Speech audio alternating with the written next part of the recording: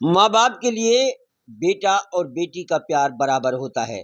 बेटी भले ही पराया धन हो और शादी के बाद पराई होकर पिता के घर से चली भी जाती है, लेकिन माँ बाप के दिल में बेटी के लिए प्यार ज़्यादा होता है। और अगर वही बेटी माँ बाप की आंखों से दूर हो जाए, लापता हो जाए, तो माँ बाप बेचैन हो जाते हैं। ऐसे ही एक मामला उत्तर प्रदेश के फर्रुखाबाद मोहल्ला ऊंची मीनार मस्जिद मनिहारी के रहने वाले अकील अंसारी का है, जिनकी बेटी सबीना बानो पिछले 10 महीनों से लापता है। अकील अंसारी ने अपनी बेटी सबीना बानो की शादी 16 साल पहले आरिफ नामक व्यक्ति के साथ, जो कि फर्रुखाबाद का ही रहने वाला था, के साथ की, लेकिन कामकाज की वजह से वह बांस बदनपुरा के मोहल्ला डाकोतान जयपुर में आकर रहने लगा। सबीना बानो के पति आरिफ के साथ में उसकी कुंवारी फूफी अफरोज भी रहती थी, लेकिन अकील अंसारी कहते हैं कि वह यहाँ बहुत परेशान थी और कई बार उसने मुझे फ़ोन भी किया। आरिफ पैसों की मांग करता था। अपने ऊपर शराब जुए के कारण हुए कर्ज को लेकर सबीना को प्रताड़ित करता था और माँ बाप से पैसा मंगवाने के लिए ज़ोर ज़बरदस्ती करता था। कभी कभी सबीना की पिटाई भी करता था। फिर अचानक एक दिन सबीना आरिफ के घर से लापता हो गई। अकील अंसारी का कहना है कि लापता होने से 1-2 रोज़ पहले सबीना से फ़ोन पर बात हुई थी, लेकिन उसके बाद फिर उसका फ़ोन भी बंद हो गया। आरिफ ने ही हमें फ़ोन करके बताया कि आपकी बेटी लापता हो गई है। गुमशुदा की रिपोर्ट भी लिखवा दी। अकील अंसारी पिछले 10 महीने से अपनी बेटी को ढूंढ रहे हैं। उन्होंने जयपुर में आकर रामगंज थाना व गलतागीट थाने में परिवार दिया, लेकिन उनकी कोई सुनवाई नहीं हुई। हार कर उन्होंने कोर्ट के माध्यम से रिपोर्ट दर्ज कराई, जिसकी जांच अब गलतागीट थाने में है। लेकिन पिछले 10 महीने से लापता अपनी बेटी के लिए अकील अंसारी व उनकी पत्नी दर दर भटक रहे हैं।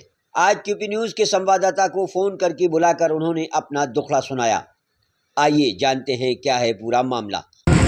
हाँ सर, क्या मामला है आपका? आप क्यों परेशान घूम रहे हैं 8 महीने से? परेशान मैं इसलिए घूम रहा हूँ, मैं फर्रुखाबाद से अकील अंसारी जी। मैं फर्रुखाबाद में था, हमारी बच्ची यहाँ आई जी। ये लोग लाए थे कि चलो जयपुर में काम करेंगे, वहाँ 2 पैसे कमाएंगे जी। और यहाँ पर आने के बाद 1 महीने के बाद इन लोगों ने मारपीट बच्ची के साथ की।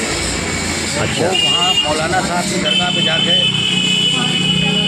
इन लोगों ने परवाह नहीं की। उसकी फूफी ने ढूंढा उसको जी। उसके बाद वो आई। फिर उसके बाद में 1 महीने के बाद लड़की गायब हो गई। लड़की का क्या नाम है आपकी? लड़की का नाम है सबीना।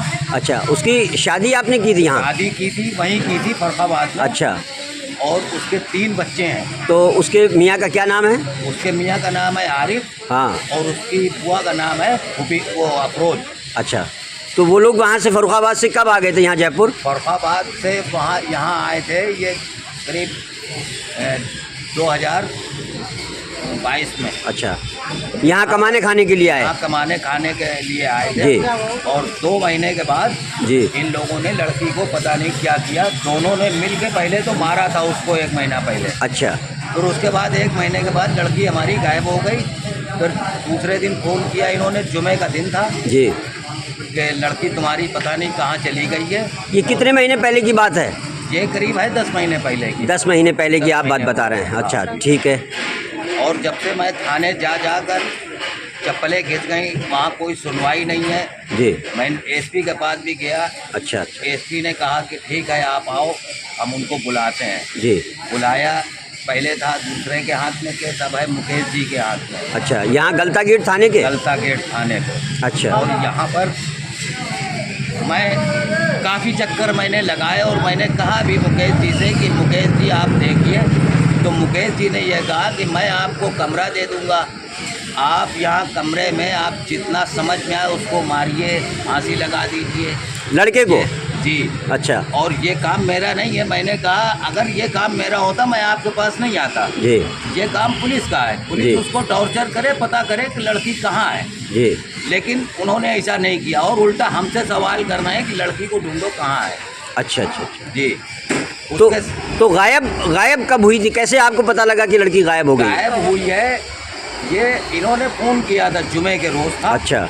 फ़ोन किया कि तुम्हारी लड़की पता नहीं कहाँ चली गई। अच्छा मैं उसके बाद शनिचर को वहाँ से बैठा यहाँ आया, मैंने कहा कि लड़की मेरी कहाँ है, तो ये बोले कि हमें नहीं मालूम। अच्छा और फिर ये भी बता रहे हैं कि वो चप्पलें आरिफ की पहन के गई है। अच्छा और ये भी आरिफ बता रहा है कि वो 4-5 जोड़े पहन के गई है। अच्छा जब ये सब कुछ पहन के गई है तो फिर इनको बताना चाहिए ना ये लड़की कहाँ गई है। जी भाई ने पकड़ना चाहिए लड़की कहाँ जा रही है। जी तो ये इन लोगों का सरासर इन्हीं दोनों का ही हाथ है, फूफी का और भतीजे। नहीं, जब आपको ये पता लग गया कि लड़की गायब है तो आप यहाँ आए, फिर आपने क्या किया? हमने यहाँ आते ही हम वहाँ गए थाने, जी। हमने एफआईआर लिखाने की कोशिश की, उन्होंने कहा दामाद को बुलाइए। अच्छा मैंने फिर 2 लोगों को भेज के दामाद को बुलवाया तो उन्होंने कहा सबसे पहले गुमशुदा एफआईआर लिखवाओ। जी मुझे मालूम नहीं था कि ये रागमाला क्या है।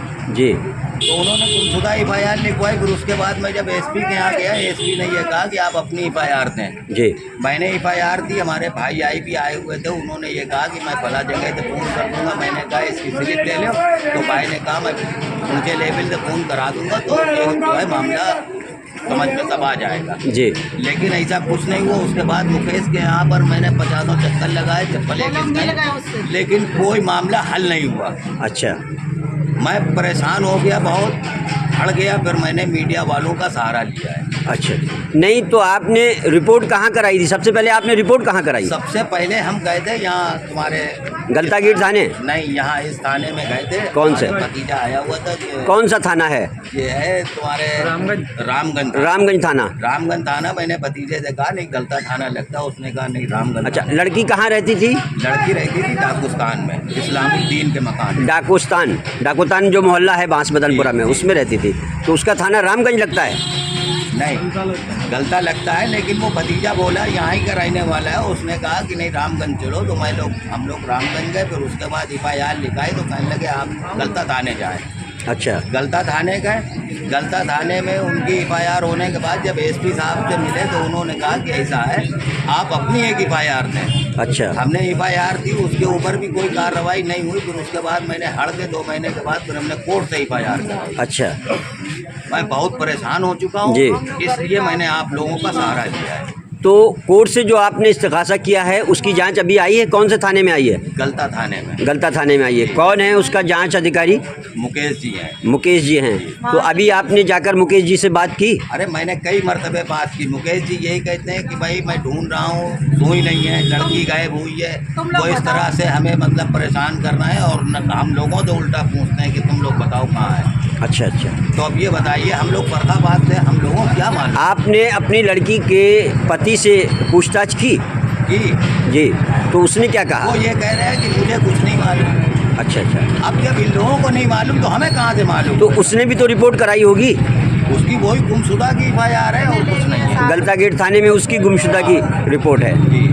अच्छा अच्छा, तो अब आप क्या चाहते हैं? मैं ये चाहता हूँ कि मेरी लड़की का पता चले। इन्हीं दोनों का हाथ है और इन लोगों से पुलिस को सख्ती के साथ पूछना चाहिए। तो आपका आरोप ये है कि दामाद आपका जो है इसमें इन्वॉल्व है लड़की को गायब करने में? उसकी फूफी का नाम क्या है? अफरोज। वो फर्रुखाबाद में है और वहाँ मुकेश जी से हमने कहा इसको फ़ोन करके बुलाओ, तो उससे जब फ़ोन किया करते हैं तो वो ये कहती है मेरे पास पैसे नहीं है। अच्छा, अरे पैसे नहीं है, उस टाइम पे तेरे पास पैसे सब कुछ थे। वो ये कहती थी अच्छा। हमने पुप्पी को देखा साथ जी में, इनको दीजिए। जी साथ में जी, अपने आदमी के साथ देखा। तो हमने कहा नहीं बेटी ऐसा नहीं हो सकता। कहने नहीं हमने देखा सही तरीके से। अच्छा। और हमें इन लोगों ने मारा बहुत है। अच्छा। हमने कहा, तुम आ जाओ, उसे कोई रास्ता नहीं यहाँ की पता। अच्छा, लड़की के ऊपर जो उत्पीड़न हो रहा था उसकी शिकायत आपको पहले की थी लड़की ने? ये हमसे रोज फोन पे बात करती थी, हमारी तबीयत खराब रहती है। 2 दिन हमसे बात नहीं हुई। अच्छा। तीसरे दिन इसने मेरे पास फोन कर दिया। अच्छा, हाँ, तो कहती है अम्मी हम पूरी रात काम करते हैं, जब भी हमें खाना नहीं मिलता, पीना नहीं मिलता है, और ये कहते हैं कि अपने वहाँ से पैसा लेके आ, दहेज लेके आ। अच्छा अच्छा, हाँ, और उसके वहाँ इतना नहीं था जो वो आलू तक गिरा देता अपने घर। अच्छा, से मांग महिला से मांग के ला, हम तो पैसे के भूखे हैं। अच्छा, मेरा ये कर्जा है, तुझे निपटाना पड़ेगा। अच्छा। तो वो कहती थी हम शरीफ घर के हैं, हम कहाँ से लाएंगे।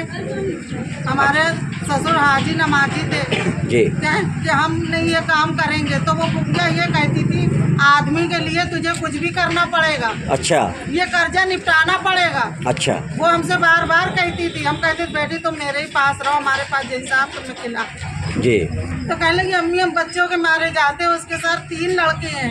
अच्छा तो ये कहती थी एक तो 10-11 साल का, एक 8 साल का, एक 5वीं साल का। अच्छा मेरे ये बच्चे कभी बड़े होंगे तो अल्लाह पाक मेरा नसीब पलटेगा।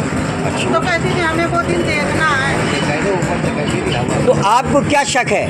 हमें पूरा शक है। जी, कितनी बार उसने मारा। हमारे घर पे वो रह रही थी, बटन वाला मोबाइल मंगाया उसने, गले ले सिए, मेरे कने रोटी खाती थी। तो ये जब बम्बई में साल भर रह के आया तो वो कहने लगी तुमने जने क्या करा है जो इतना कर्जा कर लिया। कहने लगा हम कर्जे के लिए कुछ भी कर सकते हैं, अच्छा तुम अकेली बम्बई आ जाओ। अच्छा। तो हमने कहा नहीं बेटी, कहने लगी वो कह रहे बच्चों को छोड़ के आ जाओ। अच्छा हाँ, तो हमारे में जुआ शराब सट्टा सब है, हमारे ऊपर कर्जा बहुत है। अच्छा, मेरी जान का ये उसका लड़की का पति कहता था? हाँ, पति कहता था सर, हमने अपनी कानों से सुना। पति का नाम क्या है? आरिफ। आरिफ। हाँ, अच्छा। तो वो कहने लगा मेरी जान का खतरा है। वहीं फरखाबाद के रहने वाले हैं? हाँ, अच्छा तो उसके वहाँ उसे 2-2 दिन खाना नहीं देते थे सर, उसने 16 साल काटी। अच्छा मेरे पास आती थी बच्चों के लिए चली जाती।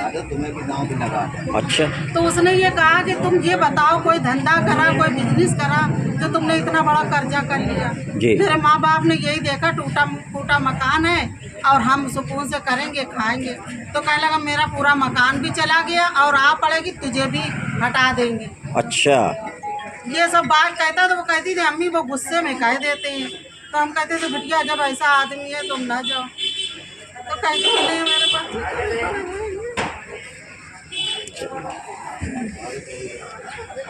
चलिए आप लीजिए।